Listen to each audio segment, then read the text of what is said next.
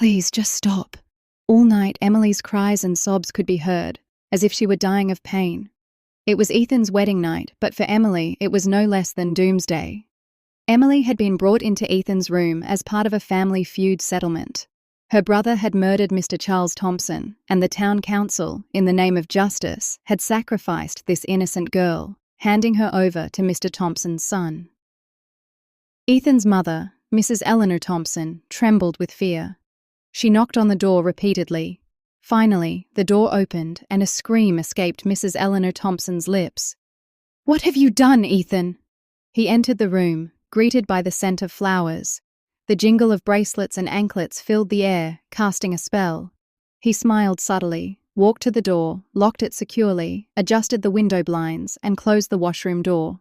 She watched him silently from beneath her veil, unable to understand what he was doing. "Lift your veil." He spoke softly, closing all distance between them as he sat beside her.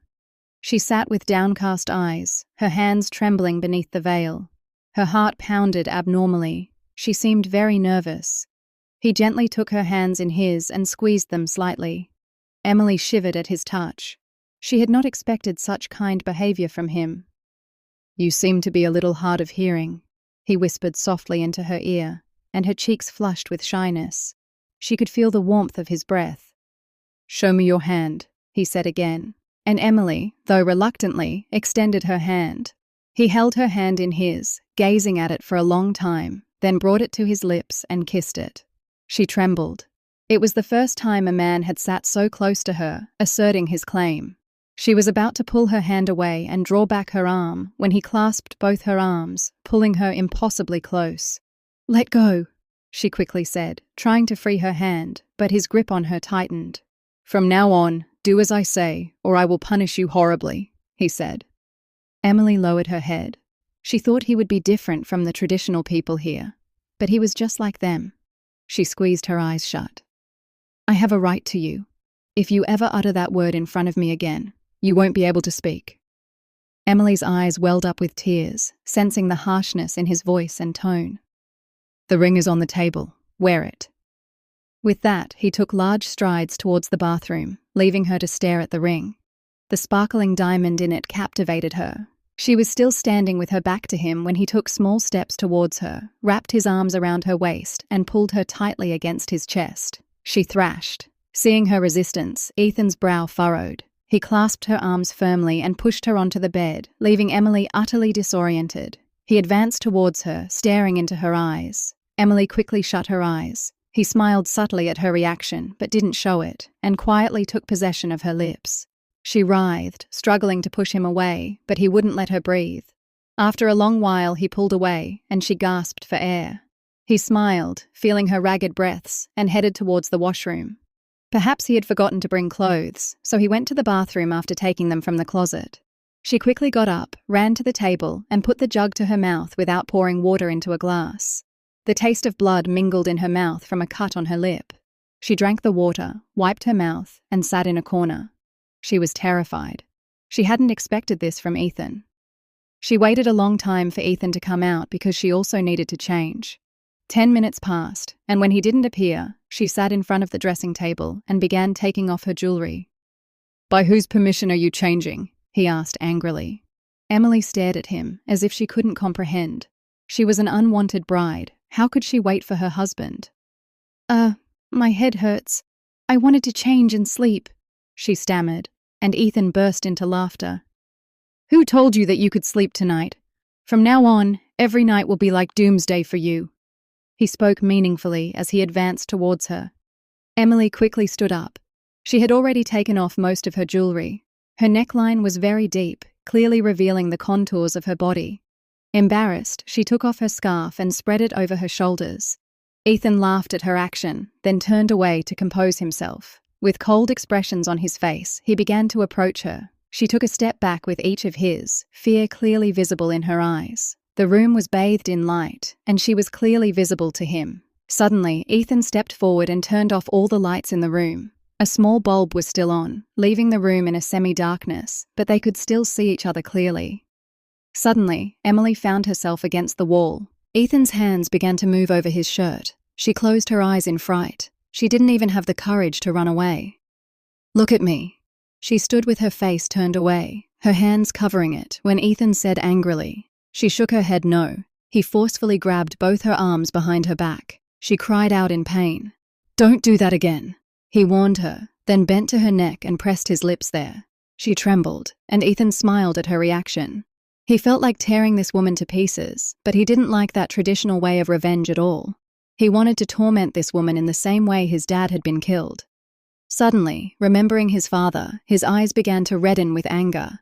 He angrily lifted the woman into his arms and threw her onto the bed. She looked at him, frightened, as if he had lost his senses.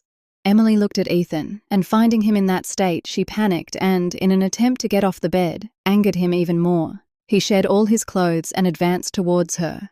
Emily's crying intensified. He held her tightly against his chest. Her hands, which were pushing him away on the bed, Ethan looked at them with displeasure and intertwined his hands with hers, stopping all her resistance. She writhed. Ethan took possession of her body and left his touch everywhere. She cried, and Ethan's intensity grew. Mrs. Eleanor Thompson's room was next to Ethan's. She paced anxiously. She couldn't bear to see such cruelty inflicted upon someone's child. Another such murder had happened at their ranch house before, where an innocent girl was crushed. She was merely 16 years old. Emily, after all, was a sensible 20-year-old girl. Mrs. Eleanor Thompson had paced angrily, taking many rounds of the room, her legs growing numb. Many times she had heard Emily's screams. She couldn't bring herself to push her son away and rescue that innocent girl, bringing her into her own room, but she didn't want to interfere in a husband and wife's affairs. Therefore, she could neither sleep peacefully nor make her son understand anything. "Leave me. I can't breathe." Suddenly, a voice echoed in the room, and Mrs. Eleanor Thompson trembled. Perhaps a window in their room had been left open, allowing the sound to be heard clearly. Mrs. Eleanor Thompson began to pace in the courtyard. She couldn't understand anything. The guards were patrolling while everyone else was asleep. She couldn't find a moment's peace. Her heart was filled with a strange restlessness. The sounds of crying and sobbing compelled her to do something. Finally, bowing to her motherly instincts, she quickly rushed towards Ethan's room. She knocked loudly on the door, but all sounds ceased, as if no one was in that room. She kept knocking for a long time. "Ethan, dear, open the door," she said firmly.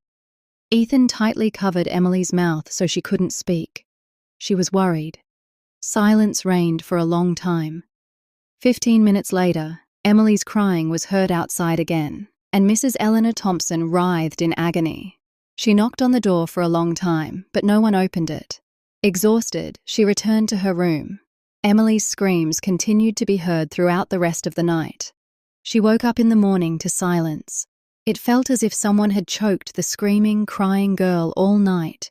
She quickly got out of bed, not knowing when she had fallen asleep. Without reading the morning prayers, she headed towards Ethan's room. The door was open. She quickly ran into the room. Emily lay unconscious on the bed. It seemed as if she were not alive. Her eyes were open, staring at an invisible point. As soon as Mrs. Eleanor Thompson stepped forward and removed the blanket, a scream escaped her lips. "What have you done, Ethan?" she roared angrily, and Ethan got up from the bed and approached her.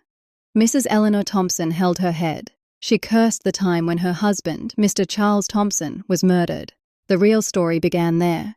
She didn't know when her angelic son had turned into a devil. He had been blinded by the fire of revenge. 3 months ago. "Who are you?" she snarled angrily, and Ethan narrowed his eyes, glaring at the girl. This was his target. Without answering her, he stared at her from head to toe. She was so beautiful that she could be any man's first desire, but Mr. Ethan Thompson stood before her. He stared at her in silence. Nervous under his gaze, she was about to make way and exit the classroom when Ethan stepped forward, grabbed her hand, forcibly led her into the class, and locked the door from the inside. "How dare you touch my hand?" she spoke in a defiant tone. Ethan looked at this small girl, surprised that she was talking to him in such a manner. If she knew his status and position, she would never dare to speak in that tone. "Whoever I am, from now on, get used to seeing me around you, Miss Emily Smith." He spoke, sounding as if he was chewing on his words. For a moment, Emily too was surprised. "If you ever come near me again, I'll complain to your dad, and you don't know him," she said, pushing him away. Ethan couldn't help but admire her courage. She wasn't afraid of him at all. "Let's see who's stronger," he said, and Emily was surprised by his words. Who was he, after all, and why was he arguing with her? They were both alone in the room at that moment. She cast an angry glance at him and walked out of the room, while Emily looked at her wrist, where her bracelets had broken and fallen, and some glass pieces were stuck in her wrist, bleeding. She didn't care. She stared at the man whose appearance was strange. She didn't know who he was or what he wanted from her. She was still standing there, stunned, when Megan walked in. "What happened, Emily? Why are you standing like you've seen a ghost?" Seeing her lost in thought, Megan snapped her fingers in front of her, bringing her back to her senses. "Your wrist is bleeding," she said nervously. Emily looked closely at her wrist, where clear marks of a heavy male hand were visible. She was caught in various thoughts. "Come on, I'll bandage your hand." Megan quickly took out the first aid box and started bandaging her hand. They always had such a box in their class. Recently, several accidents had occurred in their class, which is why this box was specifically kept in the classroom so that in an emergency, anyone needing medical aid could receive it immediately. She was still lost in thought about that person. Before she could say anything, many boys and girls entered the class. Everyone was discussing the new professor. She didn't know who was coming to their class today. She silently looked at her hand, feeling as if someone had broken her wrist. Just then, the professor entered the class. Emily stood up in disbelief. She couldn't believe who he was and what he was doing here. Seeing her standing with her mouth agape, Ethan smiled subtly and turned away, while Megan grabbed her hand and forcibly made her sit in a chair. "Why are you standing?" he asked angrily. Emily stared at him with her mouth open. She didn't know how he knew her and was present here as a professor. Emily panicked at her previous behavior. She didn't know what he would do to her now. "Sorry, sir." She spoke and began opening her book. Ethan turned his attention to the others, listening to their introductions, while she distractedly flipped through the pages of her book. He walked from the stage and stood in Emily's row. "Miss, if you don't want to introduce yourself and want to read a book, please hold it correctly," he said sarcastically as he walked towards the stage. Emily looked at her book. She had been holding it upside down. "What are you doing? Sir asked you to introduce yourself 3 times. Megan shook her shoulder nervously, and she turned to everyone. "Sorry, sir, I didn't hear you. My attention wasn't there," she said, her voice clearly trembling. Ethan narrowed his eyes and looked at her. "When your attention isn't on your studies, what's the point of coming to university?" he taunted her. Emily glared at him. "Sorry, sir." She apologized for the 3rd time, and Ethan smiled. "By the way, what's your name?" he asked, pretending not to know her, forgetting their encounter just 15 minutes ago. Emily fumed at his cleverness. "My name is Emily." She gave a short name and sat down in her chair. Ethan was about to say something to her when the dean of the department entered the classroom. "Today, I've specifically come to your class because it's Mr. Ethan's first day in your class, and he's also the son of my best friend, and he teaches so well that you'll all say you want him to teach you all subjects." The dean of the department praised him, and Ethan smiled, while Emily muttered under her breath, cursing him. "He looks like a country bumpkin," Emily whispered into Megan's ear, who smiled and motioned for her to be quiet. "Sir, you are very handsome," a boy said flatteringly, and Ethan smiled. "But some people here think I'm a country bumpkin," he said, looking intently at Emily, who was surprised. How did he know what she had whispered into Megan's ear? He talked to the class for a long time and then started the lecture. The dean of the department was indeed right. He taught very well. Emily just kept looking at him angrily. Ethan had made a bad first impression on her. "Who's talking?" 5 minutes before the lecture ended, a buzzing sound was heard in the class, and Ethan roared. Emily trembled. "Are you two talking?" He pointed at Emily and Megan, and they both shook their heads no. "You, stand up and go to the back," he said, pointing at Emily. She began to shake her head no. "Are you going, or should I leave the class?" he asked angrily, and everyone in the class looked at her disapprovingly. She quietly went and stood at the back, her eyes teary. He knew she wasn't talking, but he had deliberately subjected her to all that. After being thoroughly humiliated, she left the classroom without permission. Megan looked at Ethan regretfully, picked up her bag, and walked out. Ethan chuckled sheepishly. A strange silence fell over the class. The two of them walked to the campus ground. "Who does he think he is, that donkey?" she said, and Megan stared at her with her mouth open. She was talking about a professor like that. "Be quiet. If anyone hears you, it'll be very bad." Megan put her hand over her mouth and she glared at her angrily. "I don't care." She was furious. She just wanted to go and give Ethan a piece of her mind. "Sir also gave a test yesterday. I haven't even taken notes yet," Megan said, changing the subject. Emily glared at her for her cleverness. "I won't come back remembering anything." She was speaking in anger. Megan knew that she would be the one to prepare everything best. She was very good at her studies. "Okay, then I'll see you tomorrow. Dad has come to pick me up." Megan quickly answered a call on her mobile and hugged her. She smiled contentedly and sat on the bench. Their situation had been growing complicated for the past few days. Her brother had committed a murder, and because of that, there was discord in their home. Due to worry, she couldn't even go to the small town, and it had been months since she was living in the dorm. When she called her family, they would talk briefly and then hang up, as if they had no connection to her. Lately, she had been very troubled. "Your presentation is tomorrow. I hope there will be no shortcomings." He stood behind her and spoke. Emily looked at him nervously. He stood before her with all his dignity, glaring at her sternly. "Yes, I've received the news." She tried to stop herself from sounding harsh and was about to leave when Ethan grabbed her bag. "Sit down. I need to talk to you," he said in a firm tone. Emily glared at him. "I have no interest in sitting and talking with a person like you. Don't block my path again. If you're a professor, then remain a professor. There's no need to be frank with me." She said whatever came to her mind and walked away.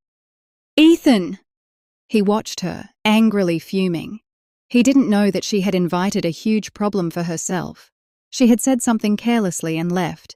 Ethan resolved to teach her a lesson. "So, students, the presentation will start after the test," he said in a busy tone as he wrote the test on the whiteboard. All the children paid attention to him except Emily, who had her eyes fixed on a book.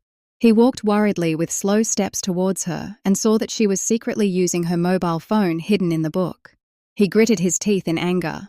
"What's going on here?" he roared, and Emily's mobile fell to the floor from her hand. She trembled. She looked at Ethan from where she was. "Were you using your mobile phone while sitting in the classroom? If you're so keen, then get out of the class." Humiliated by this insult, she bowed her head in shame. "Sir, I was just preparing for the presentation," she said, her voice sounding as if it came from a chasm. Ethan glared at her. "No test first, now it's presentation first," he said, to annoy her, then stood on the stage and motioned for her to come up.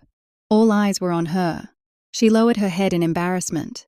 Yesterday, due to a headache, she hadn't prepared anything, and now he was deliberately taking revenge on her. She walked slowly to the stage, wrote the topic name, but didn't know what to say. "Didn't you prepare the presentation?" he asked in a harsh tone, and Emily shook her head no. "Get out of the class before I lose my mind." He told her to leave, then turned to the other students and started dictating the test.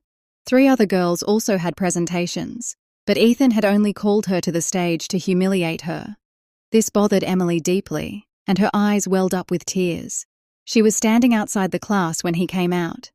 "If you don't listen to me next time, it will be very bad. Now go inside the class." He said this and walked towards the classroom, while Emily, though unwillingly, had gone and sat in her chair. The test had begun. Everyone was diligently writing the test, while he kept glaring at Emily. He was their senior. Last month, these people had received their degrees from here, and today he stood before them as a professor. Emily just looked at him. She was furious. He knew he had given Emily the test last, but he deliberately went towards her and snatched the test from her hands. He marked it with a cross and scolded her thoroughly. "Get out of the class. Children like you have no right to come to university. Who knows where you wander all day that you can't study?" He was saying whatever came to his mind, scolding her severely. Emily closed her eyes tightly. When she didn't understand anything, she started to leave the class when Ethan's voice stopped her. "You can't leave here without my permission. he roared, and the whole class stared at her from head to toe. Humiliated, she went back and sat in her chair. "If your presentation isn't ready tomorrow, there's no need to come to class," he said angrily, and, after collecting the other students' tests, left the classroom. As soon as he left, tears streamed down Emily's eyes.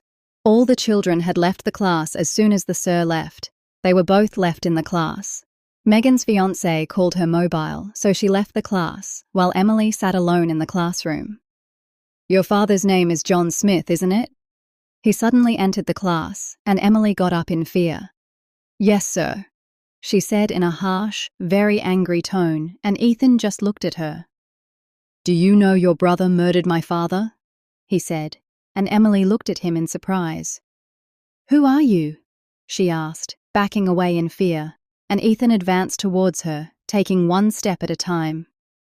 "My name is Mr. Ethan Thompson. Perhaps you've heard of me," he said, and Emily's eyes widened in disbelief. She knew a little about this man. He was very firm in his principles, and he had quite a bit of terror established in the area. "So, what should I do?" she asked, trembling, and Ethan burst into laughter. "Then get ready to become my wife, because I don't want blood for blood. I want John Smith's daughter." He whispered into her ear, and Emily trembled. She couldn't marry such a man. She didn't know how many incidents in the area he was blamed for, and how could she become the wife of such a man? And women who came in blood money were not considered human anyway, and she had full faith in her dad that he wouldn't do such a thing. "You can try your best. It will never happen," she said, and it felt as if embers were coming out of her mouth. "All right, bet on it." He said this and walked out of the room. So, he had been taking out his father's anger on her all this time. She understood that he was deliberately bothering her. She quickly went to the dorm and immediately called her father. "Dad, why hasn't there been a decision on this murder yet?" she asked in an imposing tone. John Smith sighed heavily. "Their demands are increasing, and I cannot fulfill them." He spoke, his voice heavy with the fatigue of centuries. Emily clenched her fists in anger. "What do they want?" she asked, her heart heavy, and John Smith began to set the stage.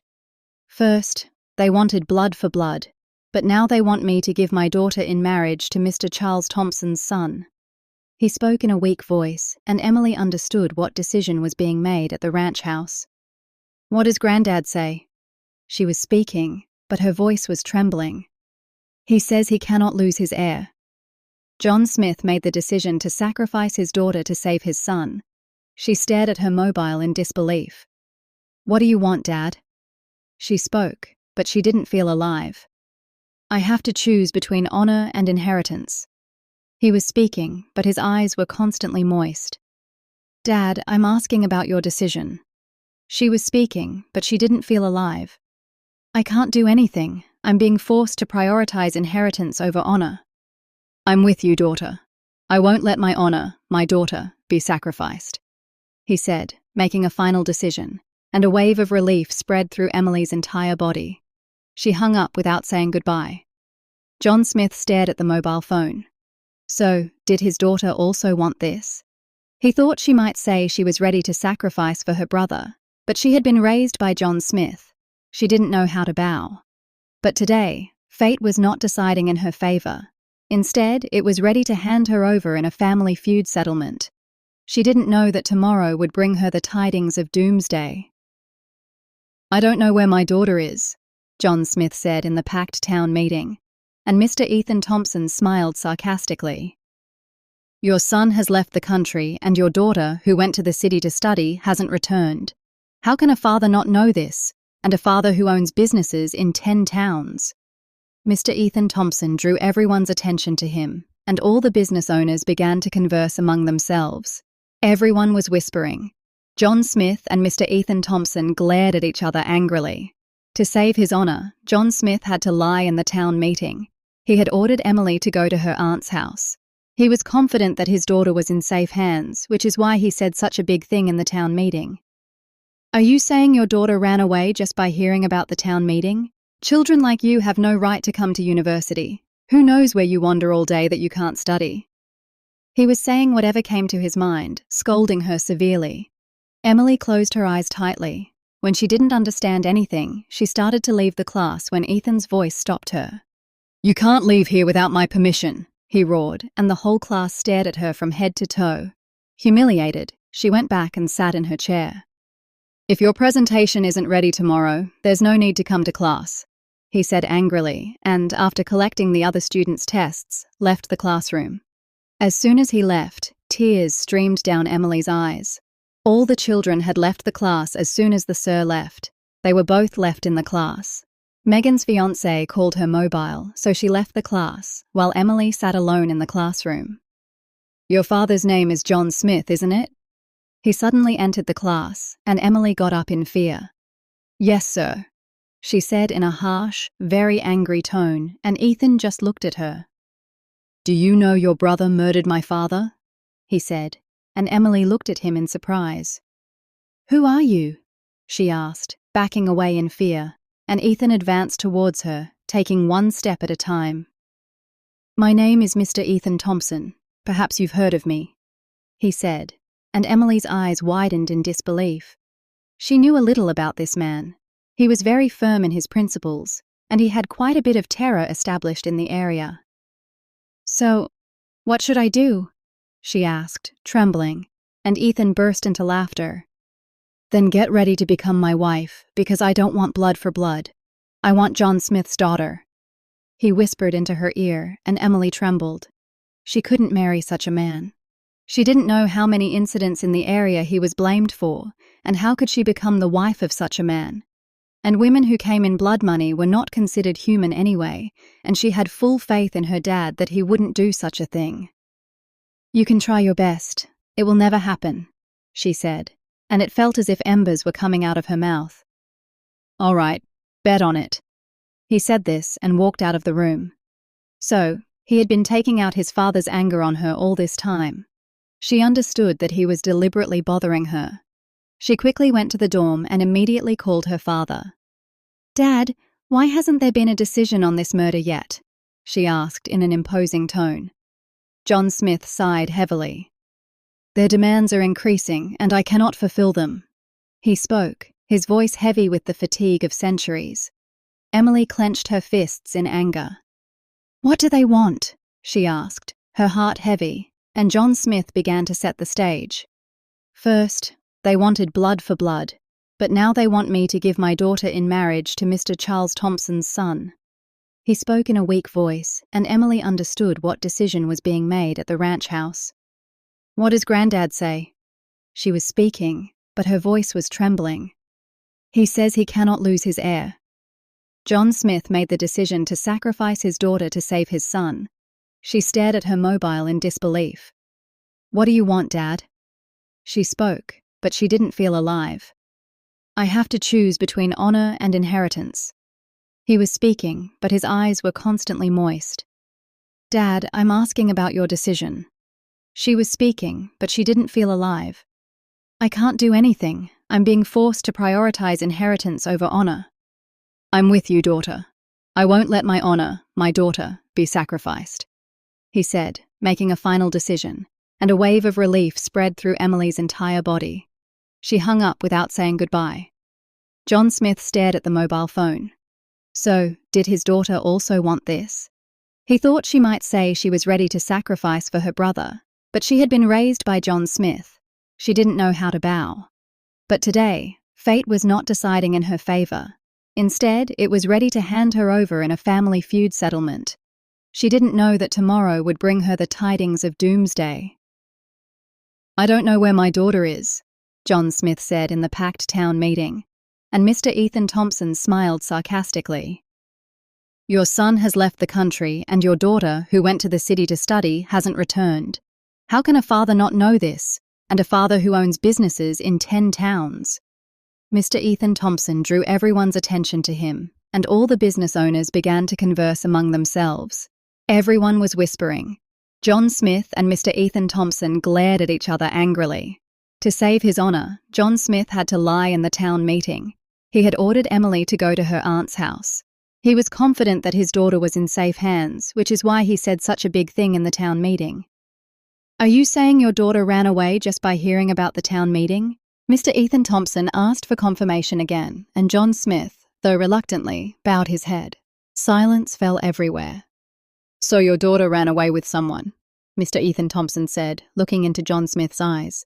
He had played his last card to get him to confess, and John Smith writhed in agony.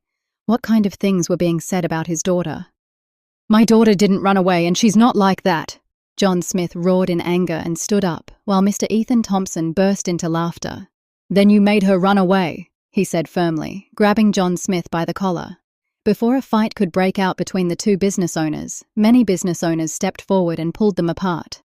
"I'll tell you what happened," Mr. Ethan Thompson said, addressing everyone, and John Smith lowered his head. He couldn't have imagined that his lie would be exposed so quickly. He had told Emily to turn off her mobile phone, and they hadn't spoken since. He had left his daughter at his wife's sister's house.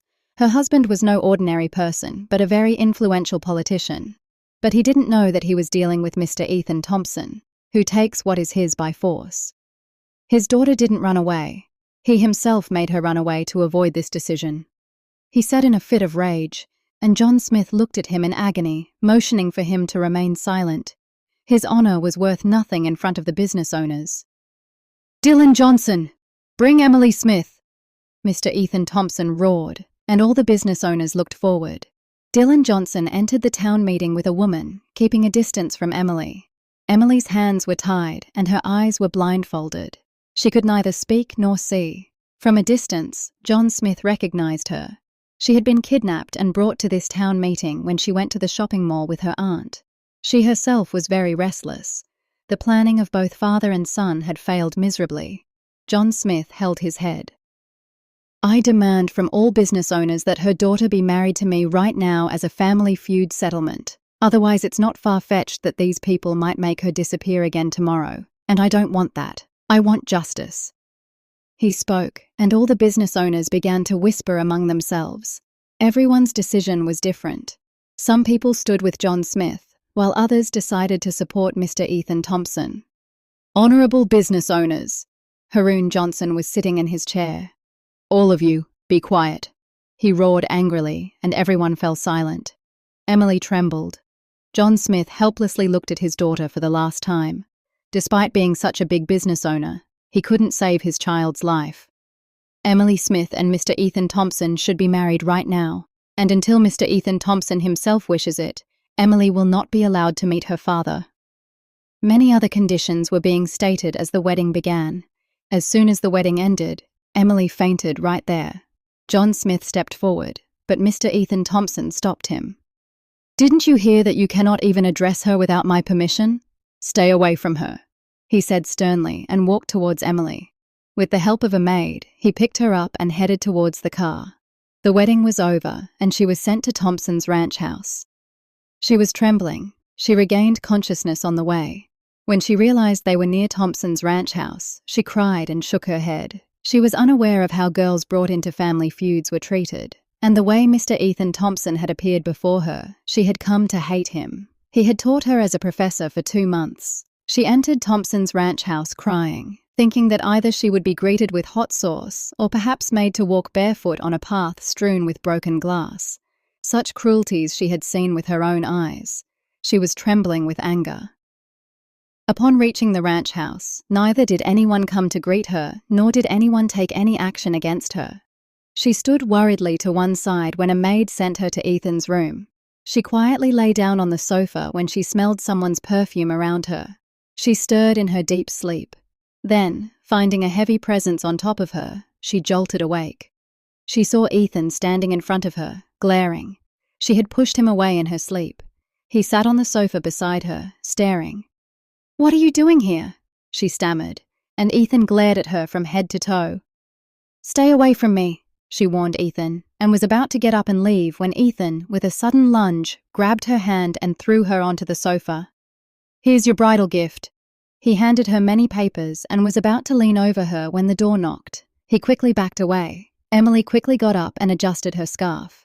"I went to Sophia's house and found out you had arrived, so I came right away." Mrs. Eleanor Thompson smiled and walked towards her. Emily lowered her head. She probably thought they would conspire against her, and Emily shivered at the thought. "How are you, daughter?" She spoke with such love that Emily looked up at her. Her mother had passed away, giving birth to her when she was a child. Both her brothers were 10 years older than her. They blamed her for their mother's death.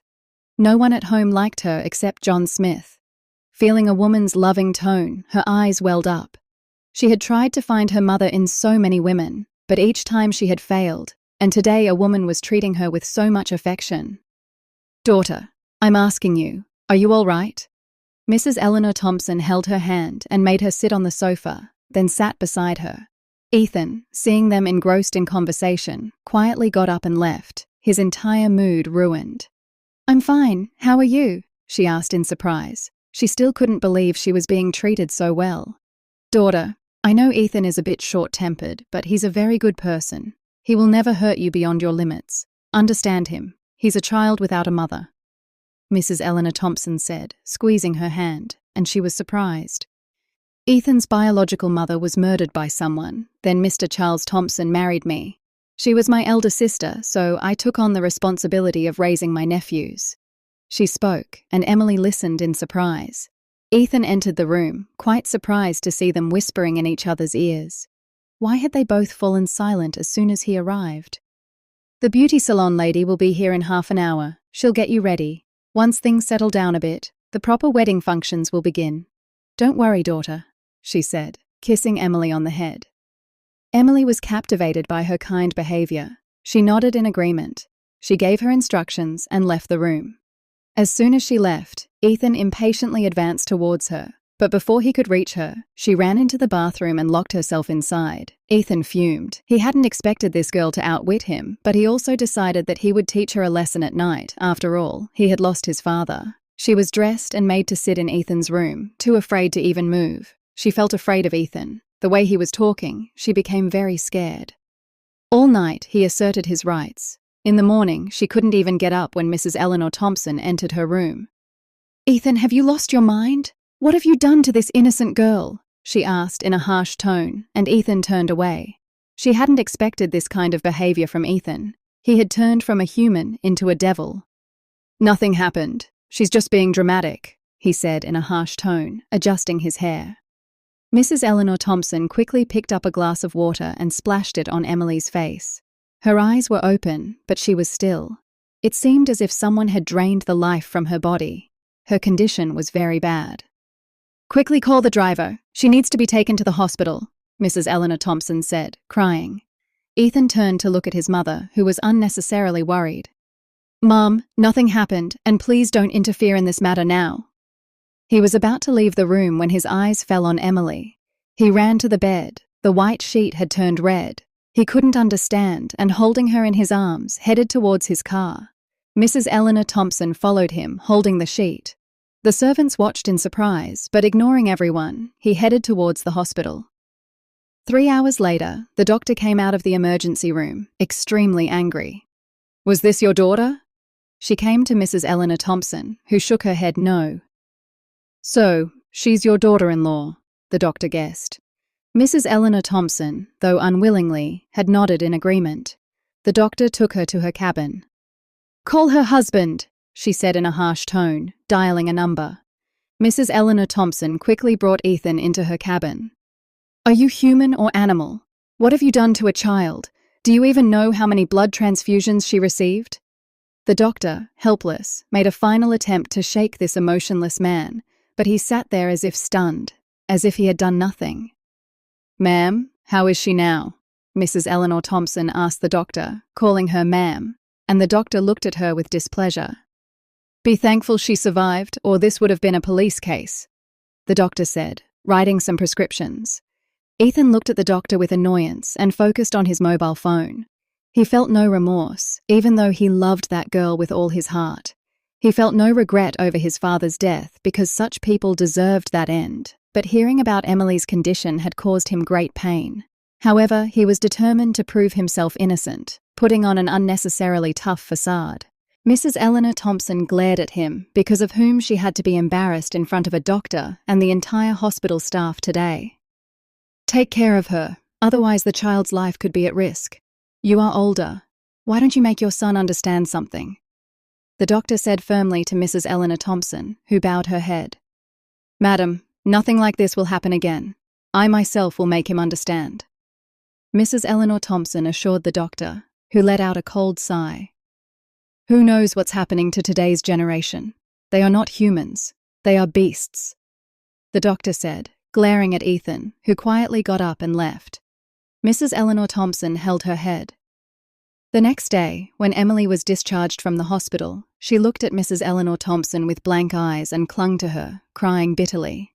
Mrs. Eleanor Thompson tried to console her. Ethan had gone back to the city. 2 months had passed since he had been living there.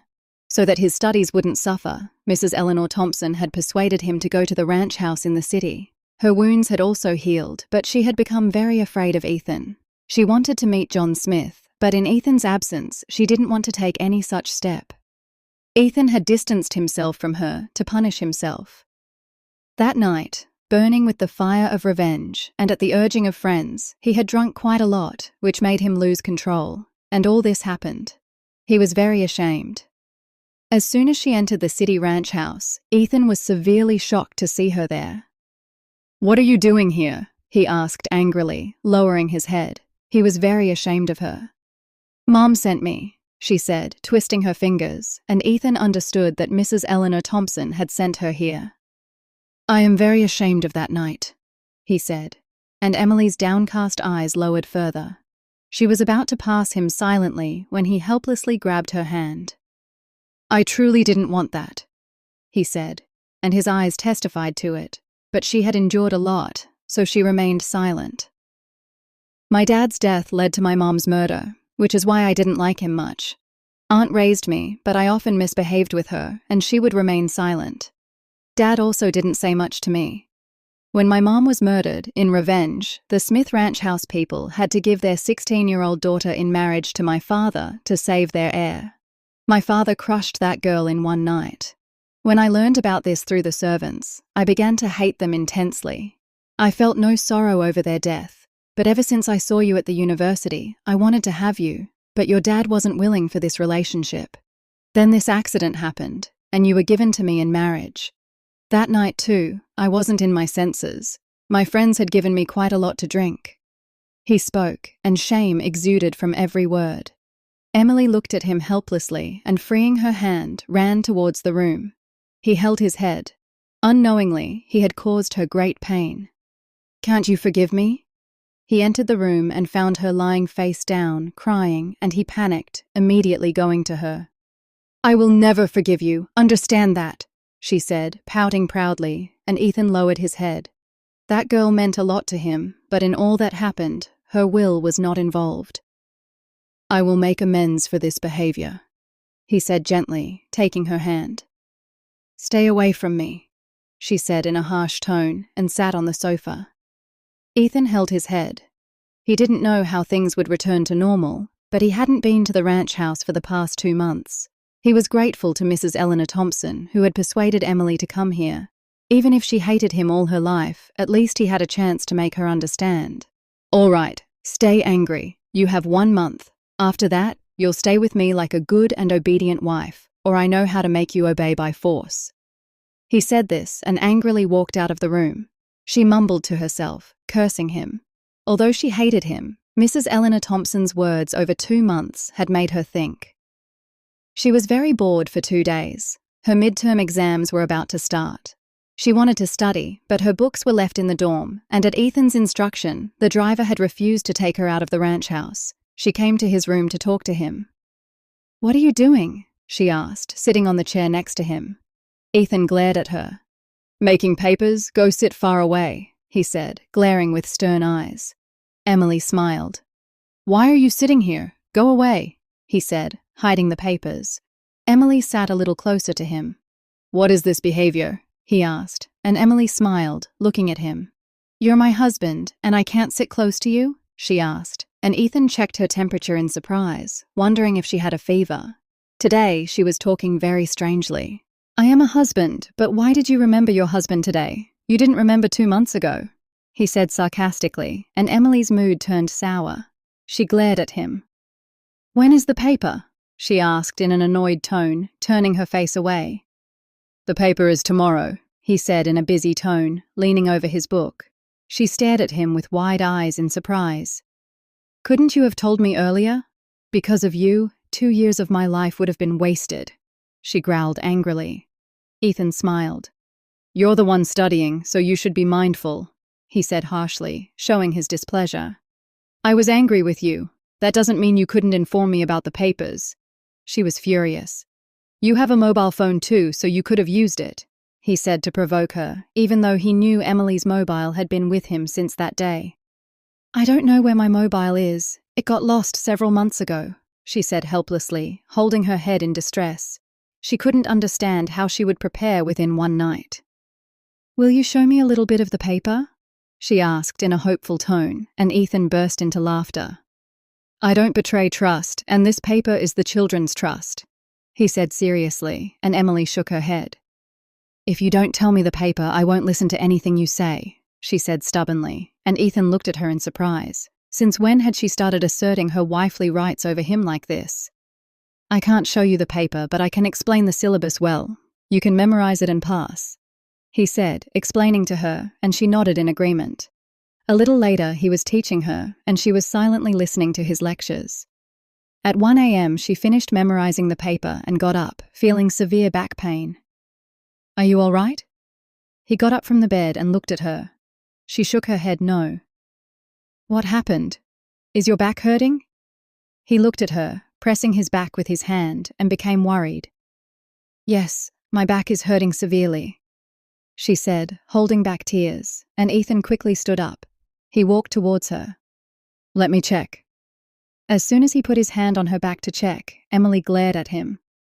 "Just now, you were acting all husband-like," he said, glaring at her. "Okay," she said, surrendering herself to him, and Ethan stared at her intently. "Don't look at me like that and force me to get carried away," he said shamelessly, blaming everything on her, and Emily looked at him with her mouth open in surprise. "What did I do?" she asked, turning to him, her hands on her waist, like a fighting woman, and he smiled. "Now don't look at me like that, I'm shy," he said, feigning embarrassment, and Emily moved away from him. "Come and sit with me." Seeing her move away, he became extremely angry. After spending 2 months in anger, now that she had returned, she was talking about moving away from him. He suddenly became furious. "You didn't tell me the paper, so why should I listen to you?" she said stubbornly, and was about to leave. Ethan advanced towards her. Despite her unwillingness, he lifted her in his arms and gently laid her on the bed. She was angry, but still couldn't resist. "I'm angry with you. Stay away from me." She pushed him away indignantly, and he laughed, lying straight next to her on the bed. "Why, brother, in what joy are you angry?" he asked, looking at her closely, and she blushed. Her cheeks were flushed. Ethan began to massage her back. "You didn't even ask about me once," she said, annoyed. Ethan smiled.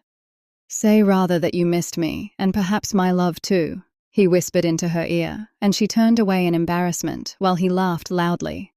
"That's not it. I've seen deprivation all my life. If you also forgot me, where would I go?" she said, revealing her inner fear, and Ethan was surprised. His hand slowly moved, forming a firm circle around Emily's waist. Emily, at his touch, hid her face in his chest.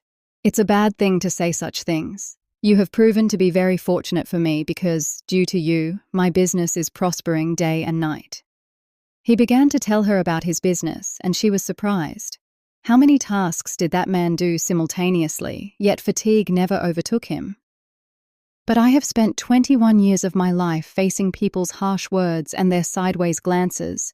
I don't want any major storm to come into your life tomorrow because of me," she said helplessly, crying, and Ethan pulled her into his embrace and kissed her forehead.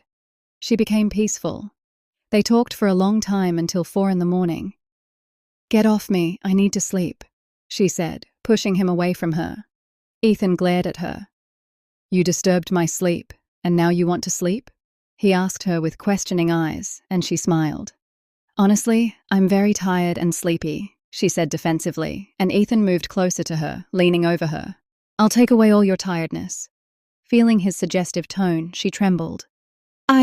No, she stammered, and Ethan also started to laugh. Before she could say anything, he took possession of her lips. She writhed. She couldn't breathe, but she remained silent. She had begun to love this man. A year ago, when Ethan was studying at the university as a student, he was often found around her. Megan always used to tell her that he came especially to see her, but Emily would just shake her head. Since then, she had liked him, but didn't know what means fate had found to bring them together. For a while, she resisted, then surrendered herself to her beloved husband. He embraced her with mixed expressions of joy and gratitude. This girl was not just a girl, she had become his life. He couldn't even imagine living without her, but that night, Mrs. Eleanor Thompson's words had shaken him. A girl had almost died because of him. Ashamed, he left the ranch house and never returned. He was intensely missing Emily. He himself had requested Mrs. Eleanor Thompson to send her here. In the morning, she woke up and Ethan was ready. She distractedly sat up, tying her hair into a bun. But as soon as she found Ethan staring at her with playful eyes, she paid attention to herself, and a slight scream escaped her lips. She had covered herself with the sheet. Her milky complexion glowed in the blue sheet. Ethan smiled at her action. "You are very bad," she said, annoyed, wrapping the sheet around herself and running towards the bathroom while Ethan laughed for a long time. "You look very beautiful," he whispered in her ear as soon as she came out after bathing, and she smiled. "But you are very bad." She repeated the same sentence again, and Ethan glared at her. "University girls die for me," he said, asserting himself. Emily looked at him angrily. "Correct your actions or it will be very bad," she said, annoyed, and Ethan panicked. "Oh, I was just joking. You took it so seriously," he said, holding her in his arms, and Emily smiled. "What is mine? I don't tolerate anyone's gaze on it," she said, asserting herself. Ethan smiled and wrapped his arms around her waist. He was looking at both their reflections in the mirror, resting his head on her shoulder when his mobile rang. He moved away to answer the call, then returned to her, smiling happily. "What happened? Whose call was it?" she asked, adjusting her scarf, and Ethan smiled. "It was Mom's call. She said she talked to Uncle John, and the disagreement is over. Our wedding functions will happen after 2 months. Now that he has an only son, he has to fulfill his wishes." Ethan smiled, and Emily blushed. "I know you miss your dad very much. My whole family is against me because they didn't want this reconciliation. But nothing is dearer to me than you." He spoke, and Emily looked at Ethan with envious eyes. He was the fruit of her patience. The night she had spent crying at the Smith Ranch house, he was making amends for all that today. "Remember one thing, even if the whole world stands against you, you will find me with you. Just never leave me," he said with teary eyes, and Emily hugged him. She had achieved what she desired. Regardless of the circumstances of their marriage, that man was closest to her heart. If she had given any man a place in her heart after her father, it was Mr. Ethan Thompson, who had occupied the throne of her heart from the very first day.